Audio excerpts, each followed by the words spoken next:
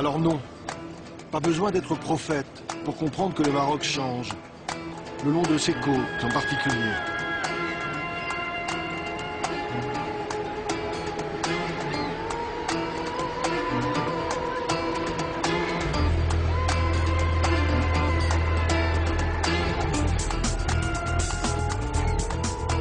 Boom de l'immobilier vers le nord où ça construit partout et à tout va. Un peu le syndrome des côtes espagnoles voisines avec quelques années de décalage. Bouleversement aussi dans les profondeurs sous-marines, voici Azila. C'est ici, au pied de ces remparts, qu'aboutit un câble téléphonique sous-marin long de 1600 km. Point de départ, Marseille et donc l'Europe. Liaison à très haut débit, centre d'appel avec une main-d'œuvre francophone, à prix cassé. Ce n'est plus 22 à Asnières, c'est le 0800 quelque chose à Marrakech ou à Rabat.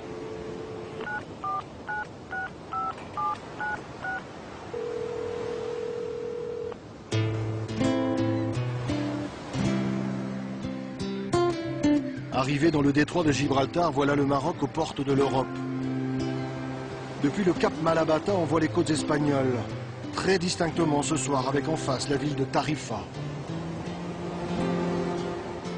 D'un continent à l'autre, des rochers se font écho avec le plus massif d'entre eux, Gibraltar, tout là-bas. L'Europe vue depuis l'Afrique, une quinzaine de kilomètres à vol d'oiseau, quasi à portée de main.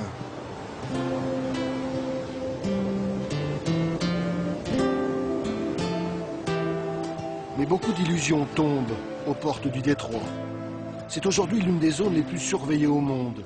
Et pas seulement pour des raisons de sécurité maritime, quand bien même des bateaux s'échouent dans les parages.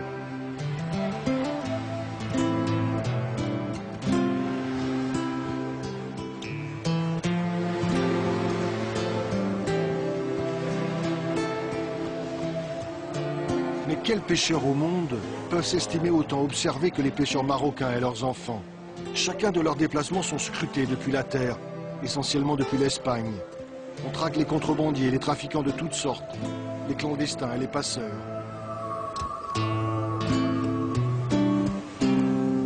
Barques de pêche minuscules, mais suffisamment grandes pour passer de l'autre côté. Rien de commun avec les gigantesques porte-conteneurs attendus dans ce port tout nouvellement créé.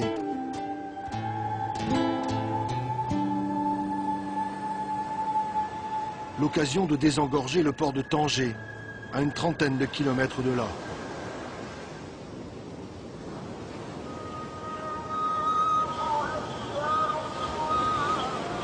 Tanger la Blanche, longtemps port d'escale des poètes et des écrivains. Tanger aujourd'hui et son presque million d'habitants et sa croissance exponentielle.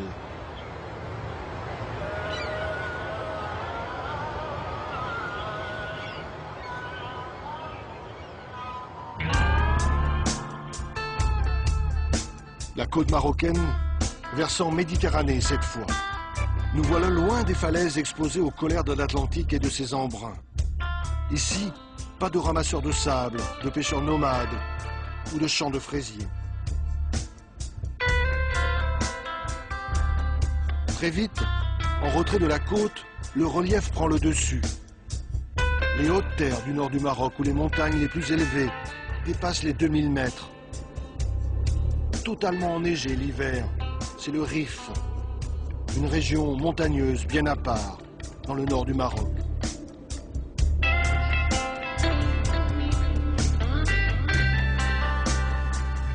À 600 mètres d'altitude, c'est la ville de Chefchaouen qui surprend par sa médina bleue et blanche.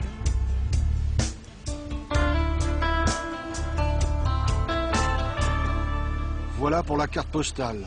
Pour le reste, Chefchaouen, capitale des montagnes du Rif, est aussi la capitale du kiff, le hashish marocain réputé jusqu'à Amsterdam. Dans les années 90, 200 000 agriculteurs en vivaient. Une production quasi intensive, pas une colline sans son champ de cannabis. Les autorités ont détruit des champs, tous. On sait juste que le Maroc reste encore l'un des premiers exportateurs mondiaux de hashish. Et la voie royale de ce trafic est bien entendu maritime. Décidément, rien n'est simple le long de cette côte, surtout lorsque l'on aborde la question des enclaves.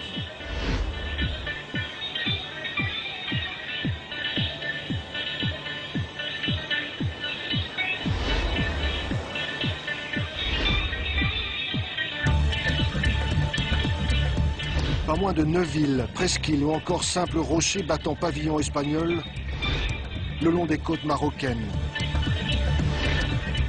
70 mètres de long, 50 de large, 27 en hauteur, de loin on dirait un bateau. On peut même y aller à la nage. Voici le rocher d'Alucemas et sa garnison d'une 60aine d'hommes. Minuscule îlot espagnol à 300 mètres des plages marocaines. Moins caricatural, il existe aussi les 3 îles Chafarinas, dans l'est du pays. Encore 3 bouts de territoire espagnol dans les eaux marocaines. Mais les plus connus de ces enclaves sont les grandes villes. Postes frontières pris d'assaut quotidiennement à Ceuta, 60 000 citoyens espagnols en terre marocaine.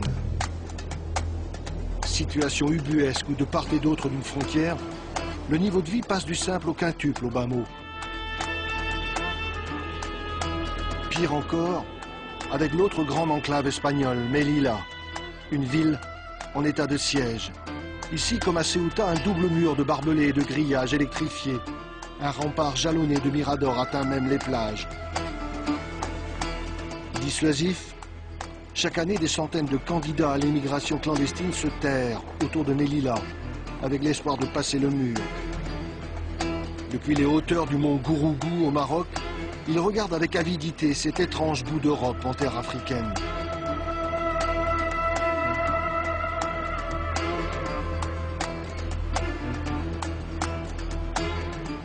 Cela dit, sur le registre des relations diplomatiques, il y a un dossier encore plus sensible et plus délicat dans la région.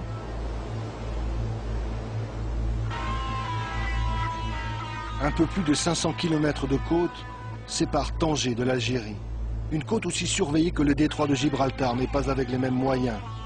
Là-bas, des radars, des caméras. Ici, plus désuet, de multiples postes de garde-frontières.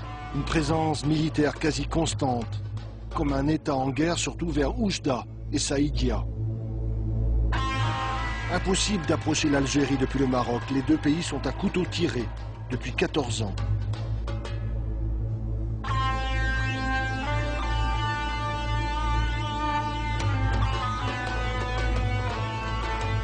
« 14 ans que la frontière est fermée. Situation bloquée. Dialogue de sourds entre les deux pays, c'est la plus longue frontière fermée au monde.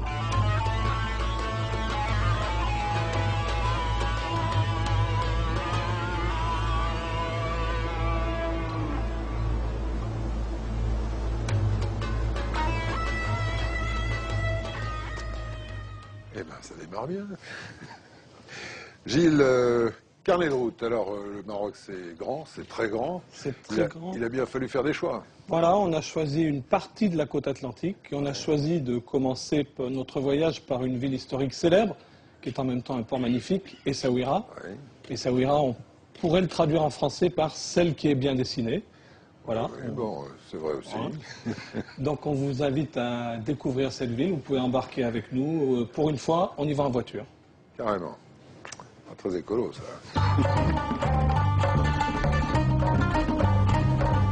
Et nous voilà tout à trac, jetés sur les routes du Maroc. Ses grandes étendues, sa lumière. Un bout de chemin, premières impressions. L'occasion aussi de présenter Driss, notre guide sur le chemin de la découverte. Mais voilà qu'une ville apparaît déjà. Arrivé centre-ville. Essaouira la légendaire.